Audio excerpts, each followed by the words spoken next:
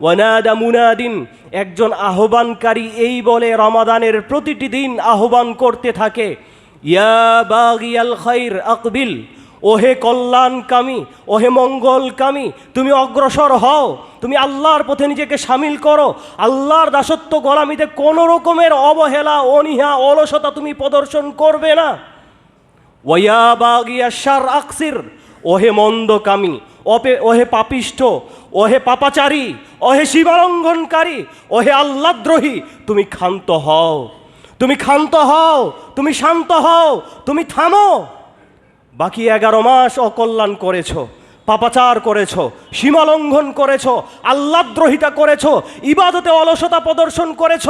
এই মাসের সম্মানে তোমার রব কত আয়োজন করেছেন, অতএব এই মাসকে মূল্যায়ন করো, এই মাসে ইবাদত করো, এই মাসে পাপ থেকে ক্ষান্ত হও, আল্লাহর পথে নিজেকে সামিল করে তুমি সফলতা অর্জন করো। আলহামদুলিল্লাহ, শুরুতেই প্রশংসা জ্ঞাপন করছি সেই মহান আল্লাহ সুবহানাহু ওয়া তাআলার সমীপে, যে মহান স্রষ্টার অপার অনুগ্রহে তাঁর শ্রেষ্ঠতম মনোনীত একমাত্র দিন ইসলামের অনুসারী হতে পেরেছি। যে মহান প্রতিপালক আমাদেরকে মুসলিম ঘরে জন্ম দিয়েছেন, মুসলিম উম্মার অন্তর্ভুক্ত করেছেন, নিজেদেরকে মুসলিম পরিচয় দেওয়ার সুযোগ করে দিয়েছেন, যে মহান রবের ইচ্ছায় এই দুনিয়ায় আমাদের আগমন ঘটেছে, আবারও যে রবের ইচ্ছায় তার ডাকে সাড়া দিয়ে তার কাছেই ফিরে যেতে হবে। জীবনের প্রতিটি সময়ের প্রতিটি মুহূর্তের হিসাব পেশ করতে হবে। যে মহান আল্লাহ সুবহানাহু ওয়া তাআলার দাসত্ব, গোলামি, ইবাদত করার দিক দিয়ে আমরা যথেষ্ট উদাসীন, গাফেল, অমনোযোগী হওয়া সত্ত্বেও তিনি আমাদেরকে তাঁর এই জমিনে বসবাসের সুযোগ করে দিয়েছেন। যে মহান আল্লাহ সুবহানাহু ওয়া তাআলা আমাদেরকে রমাদানুল মুবারকের দ্বিতীয় দিনে এই প্রথম জুমআয় তার বিধান পালনার্থে সালাতুল জুমআ আদায়ের উদ্দেশ্যে এই জামে মসজিদে সমবেত হওয়ার তৌফিক দান করলেন, তারই প্রশংসা জ্ঞাপনার্থে বলি আলহামদুলিল্লাহ। সালাত ও সালাম বর্ষিত হোক শ্রেষ্ঠতম মহামানব মুহাম্মদুর রাসূলুল্লাহ সাল্লাল্লাহু আলাইহি ওয়াসাল্লাম, তার সাহাবায়ে কেরাম, আহলি বাইত এবং শেষ দিবস পর্যন্ত তাঁর প্রতিটি একনিষ্ঠ অনুসারীদের উপর সাল্লাল্লাহু আলাইহি ওয়াসাল্লাম। সম্মানিত সুধী, রমাদানুল মুবারক আল্লাহ সুবহানাহু ওয়া তাআলার কালাম, তার বাণী, কোরআন আল কারীম নাজিলের মাস। রমাদানুল মুবারক ইসলামের অন্যতম রুকুন, অন্যতম ফরজ বিধান, সিয়াম সাধনার মাস। রমাদানুল মুবারক তাকওয়া তথা আত্মশুদ্ধি অর্জনের মাস। রমাদানুল মুবারক রহমত, নাজাত ও মাগফিরাতের মাস। রমাদানুল মুবারক লাইলাতুল কদর তথা ভাগ্য রজনীর মাস। এই মাসকে ঘিরে, এই মাসের কল্যাণে, এই মাসের মর্যাদায় আল্লাহ সুবহানাহু ওয়া তাআলা দুষ্ট জিন ও শয়তানদের শৃঙ্খলাবদ্ধ করেন, শিকলে বেঁধে রাখেন। এই মাসের সম্মান ও মর্যাদায় তিনি জান্নাতের সকল দরজাসমূহ উন্মুক্ত করে দেন। এই মাসের সম্মান ও মর্যাদায় তিনি জাহান্নামের সকল দরজাসমূহ বন্ধ করে দেন। একজন মুমিন সে আল্লাহ সুবহানাহু ওয়া তাআলার ফরজ এবং নফল যাবতীয় ইবাদতে নিজেকে পরিপূর্ণভাবে সামিল করে, আল্লাহর দাসত্ব ও গোলামি পরিপূর্ণভাবে পালন করে খুব সহজেই জান্নাতীদের অন্তর্ভুক্ত হতে পারবে, জাহান্নাম থেকে মুক্তি লাভ করতে পারবে, জাহান্নামীদের খাতা থেকে নিজের নামটি কেটে দিয়ে জান্নাতীদের খাতায় লিপিবদ্ধ করতে সক্ষম হবে। আর যদি এই মাসে সেটা সম্ভব না হয়, এই মাসে যদি আল্লাহর কোনো বান্দা, কোনো মুসলিম ব্যর্থ হয়, তাহলে আল্লাহর রাসূল সাল্লাল্লাহু আলাইহি ওয়াসাল্লাম তাকে হতভাগা বলেছেন, কপাল পোড়া বলেছেন। তো সেই হতভাগা, সেই কপাল পোড়া আমরা হতে চাই না। আর এজন্যই আল্লাহ সুবহানাহু ওয়া তাআলা নফল ও ফরজ বহু ইবাদত দিয়ে এই মাসকে তিনি সুশোভিত করেছেন, সৌন্দর্যমণ্ডিত করেছেন। তাই প্রতিটি মুমিন ও মুসলিমের অপরিহার্য দায়িত্ব হল নিজেকে পরিপূর্ণভাবে আল্লাহ সুবহানাহু ওয়া তাআলার দাসত্ব ও গোলামিতে শামিল করা। নফল ও ফরজ সকল ইবাদতে নিজেকে আত্মনিয়োগ করা, এর মাধ্যমে আল্লাহ সুবহানাহু ওয়া তাআলার প্রিয় বান্দা হওয়া, প্রিয় বান্দা হিসেবে নিজেকে গড়ে তোলা, তার সান্নিধ্য ও নৈকট্য হাসিল করা, রব্বুল আলমিনের এই বিশেষ আয়োজনকে সদ্ব্যবহার করা, এর যথাযথ মূল্যায়ন করা। আল্লাহর রাসূল সাল্লাল্লাহু আলাইহি ওয়াসাল্লাম বলছেন, যে হাদিসটি সুনান আত-তিরমিজি সহ বিভিন্ন সুনানের গ্রন্থে উল্লেখ রয়েছে। আবু হুরায়রা রাদিয়াল্লাহু তাআলা আনহু বর্ণনা করছেন, ইযা কানা আউয়ালু লাইলাতিন মিন রমাদান, যখন রমাদানের প্রথম রাত্রি আগত হয়, সুফিদাতিশ শায়াতিন ওয়া মারাদাতুল জিন, তখন দুষ্ট জিন ও শয়তানদের শৃঙ্খলাবদ্ধ করা হয়, শিকলে বেঁধে রাখা হয়। ওয়া গুলিয়াকাত আবওয়াবু জাহান্নাম ফালাম ইফতাহ মিনহা বাবুন, এবং জাহান্নামের সকল দরজা বন্ধ করে দেয়া হয়, এর একটি দরজাও খুলে রাখা হয় না। ওয়া ফুতিহাত আবওয়াবুল জান্নাহ ফালাম ইউগলাক মিনহা বাবুন, এবং জান্নাতের সকল দরজা উন্মুক্ত করে দেয়া হয়, খুলে দেওয়া হয়, এর একটি দরজাও বন্ধ করে দেয়া হয় না। ওয়ানাদা মুনাদিন, একজন আহ্বানকারী এই বলে রমাদানের প্রতিটি দিন আহ্বান করতে থাকে, ইয়া বাগিয়াল খাইর আকবিল, ওহে কল্যাণকামী, ওহে মঙ্গলকামী, তুমি অগ্রসর হও, তুমি আল্লাহর পথে নিজেকে সামিল করো, আল্লাহর দাসত্ব গোলামিতে কোনো রকমের অবহেলা, অনীহা, অলসতা তুমি প্রদর্শন করবে না। ওয়া বাগিয়া শার আকসির, ওহে মন্দকামী, ওহে পাপিষ্ঠ, ওহে পাপাচারী, ওহে সীমালঙ্ঘনকারী, ওহে আল্লাহদ্রোহী, তুমি ক্ষান্ত হও, তুমি ক্ষান্ত হও, তুমি শান্ত হও, তুমি থামো।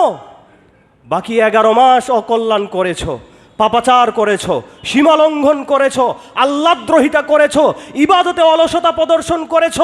এই মাসের সম্মানে তোমার রব কত আয়োজন করেছেন, অতএব এই মাসকে মূল্যায়ন করো, এই মাসে ইবাদত করো, এই মাসে পাপ থেকে ক্ষান্ত হও, আল্লাহর পথে নিজেকে সামিল করে তুমি সফলতা অর্জন করো, জাহান্নাম থেকে নিজেকে বাঁচাও। ওয়া বাগিয়া শার আকসির, ওহে মন্দকামী, তুমি ক্ষান্ত হও, তুমি পরিশ্রান্ত হও। ওয়ালিল্লাহি উতাকাউ মিনান নার, আর আল্লাহ সুবহানাহু ওয়া তাআলার জন্য জাহান্নাম থেকে মুক্তিপ্রাপ্ত ব্যক্তিবর্গ রয়েছে। তিনি রমাদানের প্রতিটি দিন তার বান্দাদেরকে তিনি ক্ষমা করে দেন, অসংখ্য বান্দাকে বিনা হিসেবে তিনি ক্ষমা করেন। তুমিও তো তাদের অন্তর্ভুক্ত হতে পারো। তাদের অন্তর্ভুক্ত হতে হলে পাপ ছাড়তে হবে, তার ইবাদতে পরিপূর্ণভাবে তোমাকে নিজেকে সামিল করতে হবে। ওয়াযালিকা কুল্লা লাইলাতিন, আর এভাবে প্রতিটি দিনই, প্রতিটি রাত্রেই একজন আহ্বানকারী এভাবে ঘোষণা দিতেই থাকে যে, ও কল্যাণকামী তুমি অগ্রসর হও, ও মন্দকামী তুমি ক্ষান্ত হও, থামো। আর আল্লাহ সুবহানাহু ওয়া তাআলার জন্য রয়েছে মুক্তিপ্রাপ্ত ব্যক্তিবর্গ, তুমিও তাদের অন্তর্ভুক্ত হতে পারো। সম্মানিত সুধী, তাই এই রমাদানুল মুবারককে কেন্দ্র করে আল্লাহ সুবহানাহু ওয়া তাআলা জান্নাতের দরজাসমূহ খুলে দিয়েছেন। কেন? কারণ এই মাসে কোনো ঈমানদার আল্লাহর ইবাদত করে, সিয়াম পালন করে, তারাবির সালাত আদায় করে, কোরআন তেলাওয়াত করে, দান সাদাকা করে সে জাহান্নামে যাবে, এটা হতেই পারে না। জান্নাতে যাওয়া তার জন্য খুবই সহজ। আর এ মাসে কোনো ঈমানদার যেহেতু পাপের কাজ করবে না, সীমালঙ্ঘন করবে না, গুনার কাজ করবে না, আল্লাহদ্রোহিতায় লিপ্ত হবে না, সুতরাং তার জন্য জাহান্নামে যাওয়া খুবই কঠিন, জাহান্নামে যাওয়া তার জন্য অসম্ভব। এজন্য আল্লাহর রাসূল সাল্লাল্লাহু আলাইহি সাল্লাম বলেছেন, আল্লাহ তাআলা জান্নাতের দ্বারসমূহ খুলে দেন, উন্মুক্ত করে দেন, আর জাহান্নামের দ্বারসমূহ এই মাসের কল্যাণে তিনি বন্ধ করে দেন। সম্মানিত সুধী, আল্লাহর রাসূল সাল্লাল্লাহু আলাইহি ওয়াসাল্লাম বলছেন, মান সামা রমাদানা ঈমানান ওয়া ইহতিসাবা, যেটা সহিহুল বুখারীতে উল্লেখ রয়েছে, যে ব্যক্তি ঈমানের সাথে সওয়াবের আশায় রমাদানের সিয়াম পালন করবে। শর্ত দুইটা, ঈমান এবং প্রতিদানের আশা, সওয়াবের আশা থাকতে হবে। যদি ঈমান না থাকে তাহলে সিয়াম পালন করে লাভ নেই।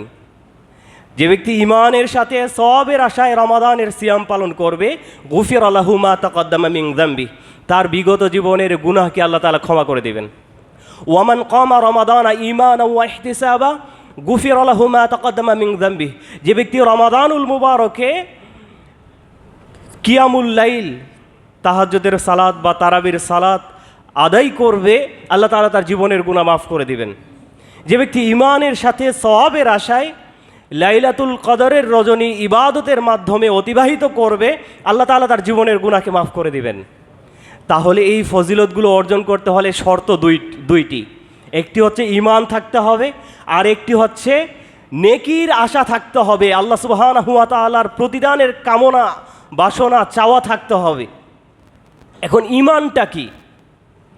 আদৌ কি আমরা পরিপূর্ণভাবে ঈমানদার? ঈমানের সংজ্ঞায় আমরা পাবো যেটা আল আকিদাতুল ওয়াসিতিয়্যায় শাইখুল ইসলাম ইবনু তাইমিয়া রাহিমাহুল্লাহ তার এই গ্রন্থের ব্যাখ্যা গ্রন্থ কয়েকটি, তার মধ্যে থেকে একটা ব্যাখ্যা করেছেন খালিল হার্রাস রাহিমাহুল্লাহ। তিনি সেখানে ব্যাখ্যা করেছেন আল ইমান ইয়াজিদু বিতাআতির রহমান, ঈমান হলো রবের আনুগত্যে ঈমানটা বৃদ্ধি পায়। মানুষ যখন আল্লাহর কাজ করে ইবাদত বন্দেগী করে তখন তার ঈমানটা বাড়ে, তখন সে পরিপূর্ণ ঈমানদার। যখন মানুষ পাপের কাজ করে, যখন মানুষ সীমা লঙ্ঘন করে, আল্লাহর ইবাদত থেকে বিমুখ হয়, তখন তার ঈমানটা কমে যায়, ঈমানটা চলে যায়।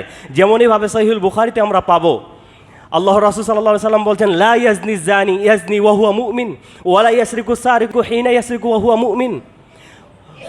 যখন কোনো ব্যক্তি জেনা করে তখন তার আর ঈমান থাকে না, সে বেঈমান হয়ে যায়। যখন কোনো ব্যক্তি নেশাদার দ্রব্য সেবন করে তখন সে আর ঈমানদার থাকে না, সে বেঈমান হয়ে যায়। যখন কোনো ব্যক্তি চুরি করে তখন বেঈমান হয়ে যায়, তখন তার আর কোনো ঈমান থাকে না। তাহলে পাপের কাজ করলে মানুষ বেঈমান হয়ে যায়, পাপের কাজ করলে মানুষের ঈমান কমে যায়। আর রবের আনুগত্যে, তার দাসত্বে, তার গোলামি যে ব্যক্তি যত বেশি করবে তার ঈমান তত বেশি, তার ঈমান তত মজবুত, তার ঈমান তত শক্তিশালী। তাহলে যদি প্রতারণা করি, মিথ্যা বলি, গীবত করি, মানুষকে কষ্ট দেই, মানুষের সমালোচনায় লিপ্ত হই, মানুষের ক্ষতি করার জন্য পিছিয়ে লাগি, যত রকমের পাপের কাজ, যত রকমের সীমালঙ্ঘনমূলক কাজ, সিয়াম রাখা অবস্থায়, তারাবির সালাত আদায় করা অবস্থায়, তাহাজ্জুদ পড়া অবস্থায়, লাইলাতুল কদরের রাত্রি জাগরণ অবস্থায় যদি কেউ কোনো পাপের কাজে, সীমালঙ্ঘনের কাজে, আল্লাহদ্রোহিতার কাজে কেউ যদি লিপ্ত হয়, তাহলে এই সিয়াম, এই তারাবির সালাত আর এই লাইলাতুল কদর তার গুনাহ মাফের কারণ হবে না। কেন হবে না? কারণ তার তো ঈমানই নেই। কারণ শর্তই প্রথম হচ্ছে ঈমানের সাথে সওয়াবের আশায় যে পালন করবে। সুতরাং আপনাকে আমাকে আগে ঈমানদার হতে হবে। কেউ যদি গীবত করে তাহলে সে তার মৃত ভাইয়ের কি খায়? গোশত খায়। তো আপনি তো সিয়াম রেখেছেন, সিয়াম রাখা অবস্থায় যদি মৃত ভাইয়ের গোশত খান, আপনার সিয়াম থাকলো না? ভেঙে গেল, ভেঙে গেল। তাহলে পাপের কাজ ছাড়তে হবে, নইলে আপনার এই সিয়াম, আপনার কিয়াম, আপনার লাইলাতুল কদর আপনাকে পাপ মুক্ত করতে পারবে না। আপনি পাপ মুক্ত হওয়ার সেই ফজিলত অর্জন করতে ব্যর্থ হবেন। এজন্য আল্লাহ রাসূল সাল্লাল্লাহু আলাইহি সাল্লাম আরও বলছেন, যেটা সহিহ তারগিবে উল্লেখ রয়েছে, আল্লাহ রাসূল সাল্লাল্লাহু আলাইহি সাল্লাম বলছেন আসিয়াম ওয়াল কুরআন ইয়াশফাআনি লিল আবদি ইয়াউমাল কিয়ামাহ। কোরআন এবং সিয়াম এই দুটি জিনিস আল্লাহ সুবহানাহু ওয়া তাআলার কাছে কাল কিয়ামতের দিনে সাক্ষী দিবে বান্দার জন্য। কোরআন কথা বলতে পারে না, কিন্তু কাল কিয়ামতের দিনে আল্লাহ তাআলা এই কোরআনকে বাকশক্তি দান করবেন, কোরআন কথা বলতে পারবে। আপনার আমার দেহ, আপনার আমার চামড়া কথা বলতে পারে না, কিন্তু আল্লাহ সুবহানাহু ওয়া তাআলা এই চামড়াকে কথা বলার অনুমতি দিবেন। আপনার আমার চামড়া আপনার আমার বিরুদ্ধে সাক্ষী দিবে, এই পা দিয়ে কোথায় গুনার কাজ করেছি, এই হাত দিয়ে কোন পাপের কাজ করেছি। সব অঙ্গ প্রত্যঙ্গ আপনার আমার বিপক্ষে, আপনার আমার এই বডিটাই সাক্ষী দিবে। সুতরাং এই কোরআনকে আমাদের দিনে আল্লাহ সুবহানাহু ওয়া তাআলার সামনে সাক্ষী দিবে তার বান্দার জন্য। আর কি সাক্ষী দিবে? আপনি আমি যে সিয়াম রেখেছি এই সিয়ামটা সাক্ষী দিবে। কি সাক্ষী দিবে? সিয়াম বলবে আই রব, ওহে প্রতিপালক, মানাতুহুত তাআম ওয়াশ শাহওয়াতি ফিন নাহার, আমি তোমার বান্দাকে পানাহার থেকে এবং তার প্রবৃত্তির অনুসরণ, স্ত্রীর কাছে যাওয়া থেকে সিয়ামরত অবস্থায় বিরত রেখেছি। ফাশাফি'নি ফীহি, তোমার বান্দার ব্যাপারে আমার সুপারিশ তুমি কবুল করো। সিয়াম বলবে আল্লাহকে, কি বলবে? যে তোমার বান্দাকে আমি পানাহার থেকে বিরত রেখেছি। আর কি থেকে বিরত রেখেছি? স্ত্রীর কাছে যাওয়া থেকে এবং প্রবৃত্তির অনুসরণ করা থেকে, মনের পূজা করা থেকে, মন মতো চলা থেকে। আপনি আমি মন মতো চলা কি পরিহার করতে পেরেছি? আপনি আমি মনের পূজা কি ছাড়তে পেরেছি? মনের খেয়াল খুশির অনুসরণ করা কি ছাড়তে পেরেছি? মন চাইলো ক্লিন শেভ করে ফেললাম সিয়ামরত অবস্থায়, মন চাইলো টাকনার নিচে কাপড় পরলাম, মন চাইলো একটা সিরিয়াল দেখলাম, একটা সিনেমা দেখলাম, নাটক দেখলাম, আনন্দ বিনোদন করলাম, সময় কাটালাম। এই যে মন চায় করে ফেলি, মন চায় করে ফেলি, তো মন চায় করে ফেলি এই কাজ যদি কেউ সিয়ামরত অবস্থায় করে, তার এই সিয়াম কিয়ামতের দিনে তার পক্ষে সাক্ষী দিবে না। কারণ সিয়াম বলবে আমি তোমার বান্দাকে তার মন মতো চলা থেকে বিরত রেখেছি, পানাহার থেকে বিরত রেখেছি, তার স্ত্রীর কাছে যাওয়া থেকে বিরত রেখেছি। তাহলে সিয়াম যদি আপনাকে আমাকে মন মতো চলা থেকে বিরত রাখতে না পারে, পাপের কাছ থেকে বিরত না রাখতে পারে, তাহলে এই সিয়াম আল্লাহর কাছে আপনার আমার জন্য সাক্ষী দিবে না। সাক্ষী দিতে হলে মন মতো চলা ছাড়তে হবে, মনের পূজা ছাড়তে হবে।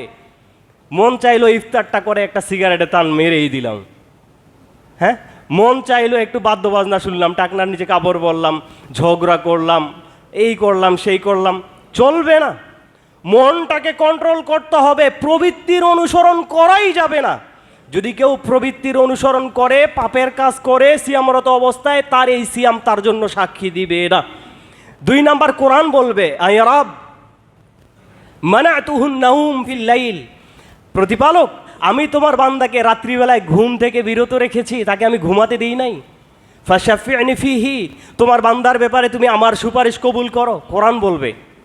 আপনি আমি কোরআন পড়তে জানি না, যদি তারাবির সালাতেও অংশগ্রহণ করি 30 দিন, তবুও একটা খতম আপনার আমার হবে। কারণ কোরআন যে শুনবে আর তেলাওয়াত যে করবে, উভয়ের জন্য সমান সওয়াব, সমান সওয়াব। সুতরাং কোরআন পড়তেও জানি না, নিজেও পড়ি না, তারাবির সালাতেও আসি না, রাত্রিকালে কোনো ইবাদতও করি না, তাহলে কোরআন কি আপনার আমার পক্ষে সাক্ষী দিবে? সাক্ষী দিবে? এতটুকু কষ্ট আপনি আমি সহ্য করতে পারি না। 2 রাকাত 4 রাকাত পরে দৌড় মারি, প্রথম দিন মসজিদ ভরে যায়, পরের দিন মসজিদে তারাবির সালাতে মুসল্লি খুঁজে পাওয়া যায় না। অথচ যে নবীর পূর্বের, পরের, সামনের, পিছনের সকল গুনাহকে আল্লাহ তাআলা মাফ করে দিয়েছেন, যেটা সহিহুল বুখারীতে উল্লেখ রয়েছে যে কানা ইয়াকুমু মিনাল লাইল, আল্লাহ রাসূল সাল্লাল্লাহু আলাইহি সাল্লাম রাত্রিবেলায় তিনি যখন তারাবির সালাতে দাঁড়াতেন, তাহাজ্জুদের সালাতে দাঁড়াতেন, হাত্তা তাতাফাত্তারা কদামাহু, তিনি লম্বা সালাত আদায় করার কারণে, দীর্ঘ সময় সালাত আদায় করার কারণে তার পাগুলো ফুলে গিয়ে ফেটে যাওয়ার উপক্রম হতো। মা এসে আল্লাহ রাসূলকে বললেন, লিমা তাসনাউ হাযা ইয়া রাসূলুল্লাহ, আল্লাহ রাসূল কেন এমনটা করছেন? ওয়াকাদ গাফারাল্লাহু লাকা মা তাকাদ্দামা মিন যামবিকা ওয়া মা তাআখার, আল্লাহ তাআলা আপনার পূর্বের পরের সকল গুনাহ মাফ করে দিয়েছেন, আপনি এর পরেও রাত জেগে পা ফুলিয়ে এত লম্বা সময় কেন সালাত আদায় করছেন? আল্লাহ রাসূল মা আয়েশাকে বললেন, আয়েশা আফালা উহিব্বু আন আকুনা আবদান শাকুরা, আয়েশা আমি কি আমার রবের একজন কৃতজ্ঞ শুকরিয়া আদায়কারী বান্দা হব না? যে রাসূলের জীবনে গুনাহই ছিল না, তিনি রাত জেগে লম্বা সালাত আদায় করার কারণে পাগুলো ফুলে গিয়ে ফেটে যাওয়ার উপক্রম হতো, আর তার উম্মত আমরা, আমাদের জীবনে তো কোনো পাপ নাই, তাই না? আপনি আমি নিষ্পাপ, একেবারেই ওই যে ধোয়া তুলসী পাতা, জীবনে কোনো পাপই নেই, এত নামাজের কি দরকার? 30 পারা কোরআন এই তারাবির সালাতে এত কষ্ট করার কি দরকার আছে, তাই না? লা হাওলা ওয়ালা কুওয়াতা ইল্লা বিল্লাহ। সম্মানিত সুধী, তাহলে আপনাকে আমাকে তারাবি তাহাজ্জুদের সালাত আদায় করতে হবে, রাত্রিবেলা ইবাদতের জন্য আরও পরিশ্রমী হতে হবে, আরও উদ্যমী হতে হবে, আল্লাহর জন্য এভাবে আল্লাহর কাছে সাহায্য চাইতে হবে যে রমাদানের প্রতিটি দিন, প্রতিটি রাত্রি যেন আমি তার দাসত্বে, তার গোলামিতে পরিপূর্ণভাবে নিজেকে সামিল করতে পারি।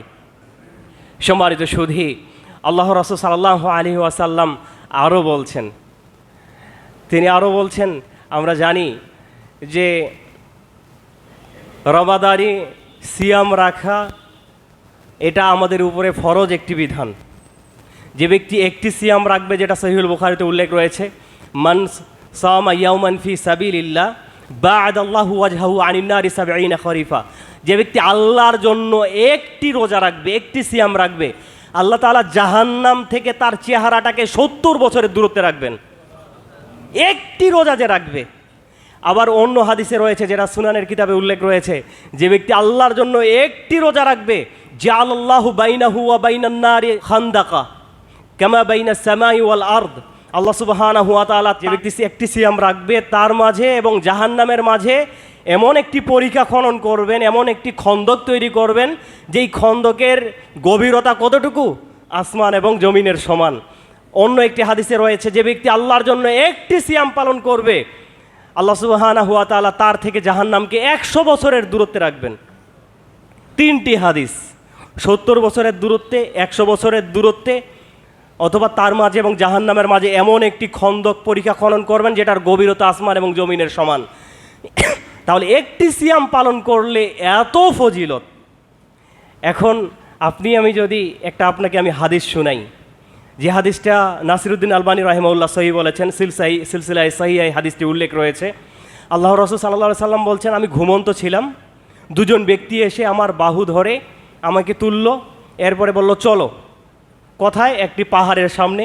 আমি বললাম, আল্লাহ রাসূল বলছেন, আমি বললাম এই পাহাড়ে উঠার মতো সামর্থ্য শক্তি আমার নেই। তারা দুজন বলল, আমরা আপনাকে সহযোগিতা করব। তাদের সাথে আল্লাহ রাসূল সাল্লাল্লাহু আলাইহি সাল্লাম সেই পাহাড়ের চূড়ায় উঠলেন, কিছু আর্তনাদ শুনলেন। এরপরে তিনি জিজ্ঞেস করলেন তাদেরকে, কিসের আর্তনাদ?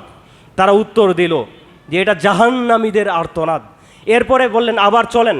আল্লাহ রাসূল আবার একটু সামনে গেলেন, গিয়ে দেখলেন কিছু মানুষ যাদের হাঁটুতে বেঁধে ঝুলিয়ে রাখা হয়েছে, ঝুলন্ত অবস্থায় হাঁটুতে বেঁধে ঝুলিয়ে রাখা হয়েছে, যাদের চোয়াল, যাদের মুখ ক্ষত বিক্ষত, রক্ত ঝরছে অঝরে।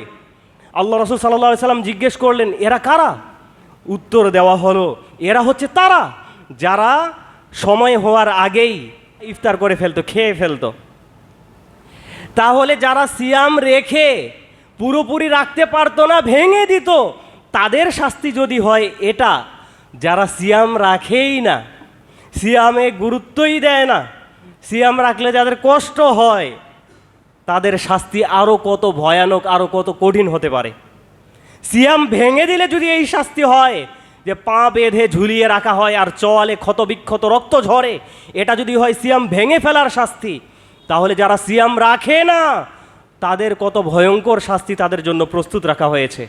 সম্মানিত সুধী, তাহলে এই যে মুসলিম সমাজ, আমাদের দোকানগুলিতে পর্দা ঝুলানো হয়, ভাই মানুষের লজ্জা করে কোনো লাভ নাই।